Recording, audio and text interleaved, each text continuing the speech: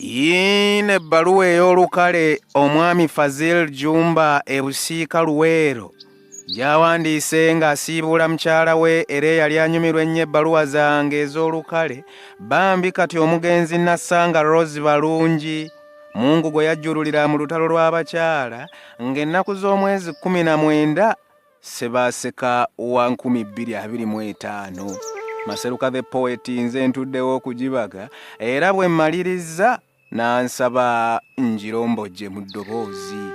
Bw'oba oli mukyala ebbaluwa eno n'ogiwulira oti naye ng'olina ettu lyamugema mu kiseera kino wandula eddusu ku kkono ne ku ddyowo olyoke ogende mu maaso n'okuwuliriza ebbaluwa.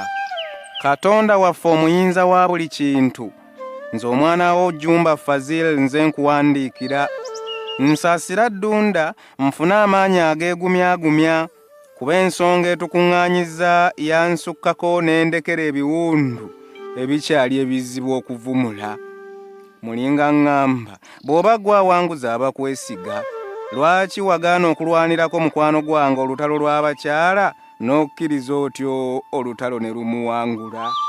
Kale singa wanjazikayo ekirooto nti nalulungi wange omwesunza omutwale andekere malayika eno Baby Harima yo omweddize n'otamuganya kuyonsa, nandikusabye n'onjazikayo ekisonyiwo n'osooka okkiriza ne tumala okuteesa.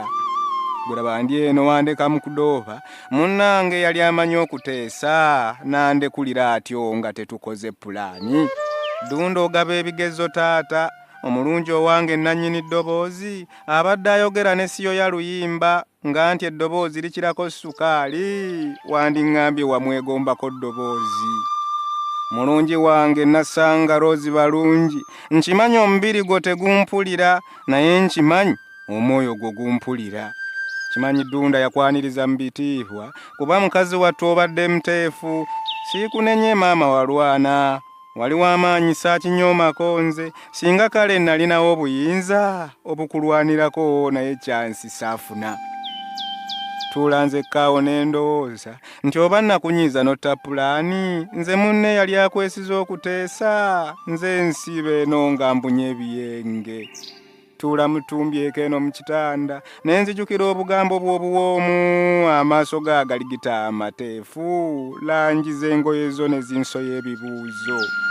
Twatuulanga ffenna mu kireeyo, Maseruka the Poet n'aseetula obuboozi ne tuwuliriza nga tetwagala kusirisa mu bbaluwa ze eziwoomanga sukaali ze twanyumirwanga ffenna okukamala, era ne nkusuubiza omulaba muloopere abagaye ebbaluwa erojja bwe nkulowooza ekutuukeko ekusensere mu matwago, amaaso go gaavuluba n'akamwenyu ne weesunga nti etuuka ddi oba nsonyiwa mukyala saasobola kukikola, naye nsazeewo ekisuubizo nkituuse. Eddoboozi lye linnombojjera ebbaluwa eno ngitemu bwengula embuyaga egikunse, oba oli awo eneebalaamiriza n'ekutuukako eyo omwoyo gwo ne gufuna ku kamwenyu.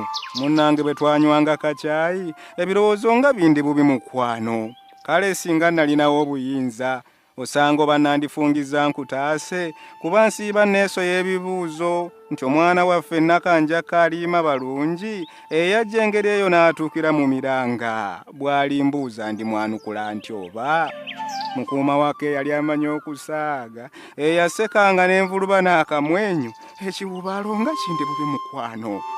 Nafubaafubako saaga yala maama nwanerwaneko nti oba nkutaase, naye olumba erwalemu okuwulira nga lulinze kimulundeko emiranga, ne bwe nalaajanako nti mukwano tondekulira otyo kiki kyondeseemu kino, omwana waffe tomuyonsezzaako, buli lwe nzijukira nvuluba n'ebiyenge kuba waŋŋamba nti Fazil labirira omwana era muyonse obulamu bugaanyi n'onsibula. Omwana w'abandi yali omuyonjo ataali muyombi wadde omuwalanyi. Malayika yange gye wandekera maama n'abiyita eyo siigiganye kujulira, n'abaana baffe bonna siri kuyiwa kambeere taata era maama omulungi. Kasimayiro kaakaali akateefu, omwana w'abandi ayambala obulungi, n'ondekera eddibu eddene zibuli okujjuza looza ekyamazima wantega ebibuuzo. Birowoozo bisiiba eno bimpalana nga bikumbuuza gye wabulira omulungi, neewuunaganya nzekka etali ayanukula neneegomba empewo ekunta ku miti egyo amatumbi budde n'enkoteka ensingo kuba ye ginyeenya ne gifuna akamwenyu nze kambulaalwe wandekawo Rozi era oluusi ŋŋamba oba ntumeeyo entuusi z'obubaka gye sirabisa amaaso naye ne bwe nnaagituma nti ebuleete simanyi oba eneebutuusa bwonna gy'oli maama. Olunaku lwe wandekawo omulungi nga 19 Juuni 2025 lwagaana terulinva mu birooto kuba nalukyawa lwandekera ebibuuzo.